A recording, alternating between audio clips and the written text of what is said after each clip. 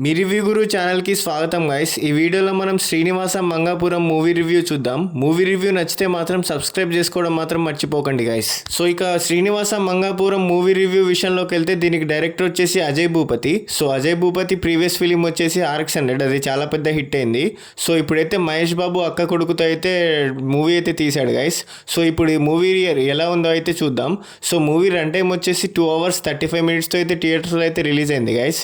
So story basic ఏంటంటే వాసుబాబు మరియు మంగ మధ్య లవ్ స్టోరీ స్టార్ట్ అవుతుంది. కానీ కొన్ని అన్ఎక్స్పెక్టెడ్ సిచ్యువేషన్స్ వల్ల వాళ్ళిద్దరి జీవితం కంప్లీట్గా మారిపోతుంది. ఆ తర్వాత హీరో తన ప్రేమని కాపాడుకోవడానికి పవర్ఫుల్ సిచ్యువేషన్స్ని ఎలా ఫేస్ చేశాడు అనేది స్టోరీ. సో ఈ సినిమాలో రషాద్ అదాని, రవీనా టాండన్ డాటర్ అయితే ఉన్నారు. సో ఇదైతే Telugu debut first film guys ఆ అమ్మాయికి అయితే.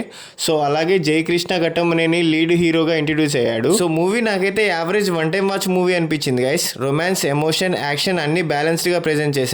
అజయ్ భూపతి డైరెక్షన్ స్టైల్ అయితే ఈ మూవీకి బిగ్గెస్ట్ ప్లస్ పాయింట్. సో ఈ మూవీకి ప్లస్ పాయింట్స్ ఏంటంటే అజయ్ భూపతి డైరెక్షన్ స్టైల్ అయితే చాలా బాగా వర్కౌట్ అయింది. విజువల్స్ అండ్ సినిమాటోగ్రఫీ రిచ్గా ఉన్నాయి. సో జీవి ప్రకాష్ బ్యాక్గ్రౌండ్ స్కోర్ ఈ మూవీకి biggest plus point. So background score అయితే ఈ మూవీలో చాలా బాగా వర్కౌట్ అయింది. మోహన్ బాబు ఎప్పుడైతే ఎంటర్ అవుతాడో అక్కడి నుంచి స్క్రీన్ ప్రెజెన్స్ అయితే ఫాస్ట్గా వెళ్ళిపోతుంది. సో లీడ్ పేరు పర్ఫార్మెన్సెస్ అయితే చాలా బాగా యాక్టింగ్ చేశారు గైస్. సో నెగిటివ్ పాయింట్స్ ఏంటంటే స్టోరీ కొంచెం రొటీన్గా అనిపించింది.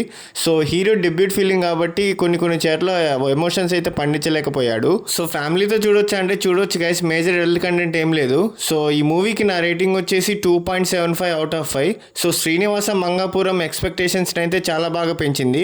కాకపోతే స్లో నరేషన్ వల్ల యావరేజ్ వన్ టైం వాచ్గా మిగిలిపోయింది. సో ఫస్ట్ హాఫ్ అయితే నాకైతే చాలా బాగా నచ్చింది గైస్. సెకండ్ హాఫ్లో కొంచెం స్లో అనిపిస్తుంది. క్లైమాక్స్ అయితే డీసెంట్గా ఎండ్ అయింది.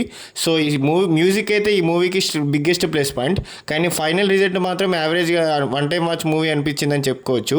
సో ఇలాంటి సోది లేకుండా చెప్పే జెన్యూన్ మూవీ రివ్యూస్ కోసం సబ్స్క్రైబ్ చేసుకోండి గైస్. అండ్ అలాగే మీకు నెక్స్ట్ ఏ మూవీ రివ్యూ కావాలో కూడా కామెంట్ చేసి చెప్పండి guys. Thank you, love you all, జై హింద్.